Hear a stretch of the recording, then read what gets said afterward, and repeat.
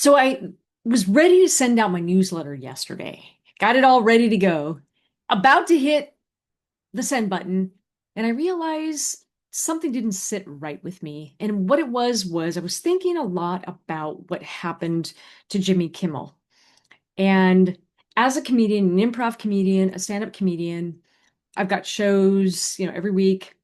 I produce a show, an all-female lineup of comedians, and we travel all around and perform. And when I go speak, I perform in that city. I've performed at the Funny Bone. I've performed at the Improv. I've performed in different cities all across the United States. And I started thinking a lot about what it meant. And here's the thing. Look, I don't want to get into the politics of it all other than to say I absolutely disagree with the way that Jimmy is being silenced. And I thought a lot about what that means when we silence ideas. And it happens every day in our companies. I'm not here to convince you of politics. That is not my thing. I have my opinions. You know what they are if you follow me on Facebook because I live my values. But here's the thing, back in companies, the cost of silencing ideas is very high, and it happens all the time. I remember in tech once where I was working with a team. I was not in engineering. A lot of people think I was. I was not. I led product teams, innovation teams, put out a lot of products. A lot of the search tools you use came from my teams. A lot of software development came from my teams. A lot of software that allows you to build things came from my teams. Early instant messaging programs in the year, early 2000s, late, I know, last century. Makes me sound old. 1999 messaging products when they were first new on the scene. My teams developed that. And here's the thing. We discovered in one instance a glitch, and if we fixed it, it was going to save us millions of dollars and maybe 6 to 9 months of engineering time. And I presented it to the board, and they said, we don't want to hear it. And they silenced me. They silenced dissent. And that cost this company millions of dollars and like 3 or 4 iterations, market iterations, fixing everything when they could have listened. So it has a real impact when we silence ideas. And in the comedy space, I can think of so many times where listening to great ideas made things better. Doesn't mean you have to do the ideas.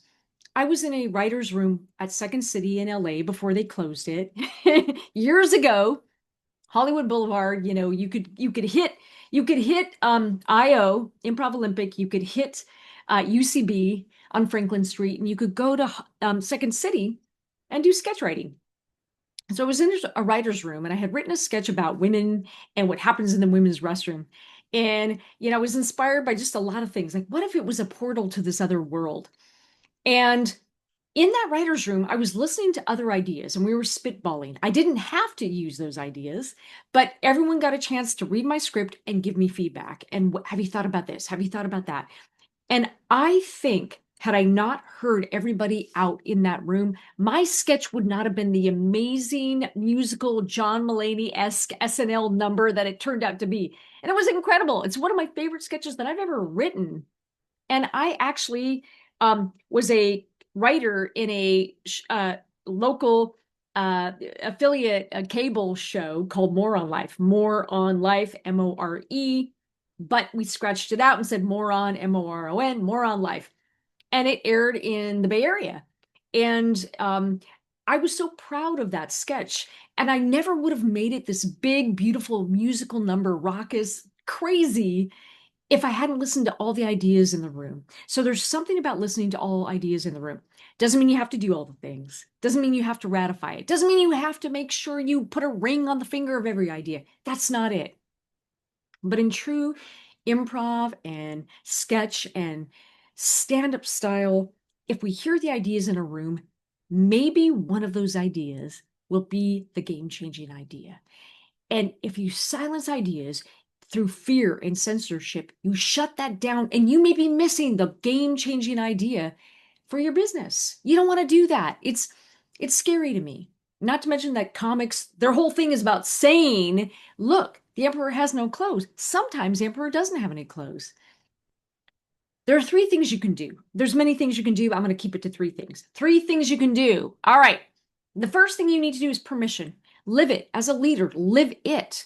Go around the room. Let people know you've made mistakes. And before you ask people to what they tried and failed at, go first. You need to be the litmus test. Then people feel safe to do it. Maybe you give a crazy idea and then go around the room. Doesn't mean you have to do it. You don't have to put a ring on that finger. You're not taking it down the wedding aisle. You're just maybe taking it out for a drink or two. That's it. The second thing you need to do, and that's a mindset shift, you have to create psychological safety. You model it, leaders. I call it kind of permission psychological safety. Sorry, there's a lot on my mind about this Jimmy Kimmel thing. The second thing after permission is playground. We have to create a playground where people can experiment safely, small ideas. Where's a bold physical and social space where people can play with ideas? And you need to be very open with your team and say, all ideas are welcome. It doesn't mean we're going to act on all ideas because not all ideas will be viable. That doesn't matter. You need to go around and celebrate risk-taking because you're rewarding the thinking, not the outcome. Really important. Reward the thinking, not the outcome. The outcome will come, but you have to get people to feel brave and welcome to take risks. So create the playground, really important. And finally, number 3 is practice. It's a daily practice. It really is. And one of the ways that we challenge the status quo is to say, all right, there's no sacred ideas here. Ban the phrase, we've always done it that way. Who gives a crap? You may have always done it that way, and there was a reason for it, but things and conditions change. And if you have a sacred cow, it means people feel afraid to ever challenge it. I want you to amplify the quiet voices. Sometimes the most brilliant voices are the quietest. So amplify, magnify, give them space. Make sure you ask brave questions. And you support the people that ask ridiculous questions. And you might think, oh, it's ridiculous. But it might not be, because it might be the exact thing you need to question the status quo. So those are just 3 things. Look, it's permission and it's psychological safety. Lead by example. Number 2, really important to set a playground where people can experiment with small risks. Don't ask them to take big risks. If you can't handle the small risks, reward the thinking, not the outcome. And then finally, make it a practice, a daily practice of asking weird questions, celebrating weird, amplifying voices that this might be different, but what about this? Make sure all of that is welcome. You don't have to act on it. Not everything will be viable. Again, when you make it a safe place to question, you're going to get the great things. My sketch would never have been as good as it came out if we hadn't done that. So I hope you enjoy this. Again, I switched topics last minute, but that's why we inadvertently kill ideas. Dissent, fear, silencing ideas that we feel are different or challenge the status quo. We need to do that. So don't kill big ideas.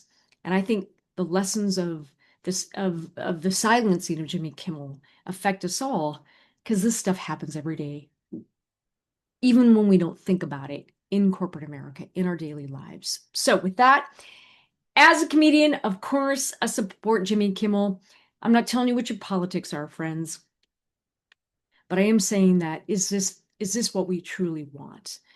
Because I don't think silencing ideas we don't agree with is going to benefit anybody. All right. Peace out. I'm Kathy. We'll see you on the flip side. Enjoy.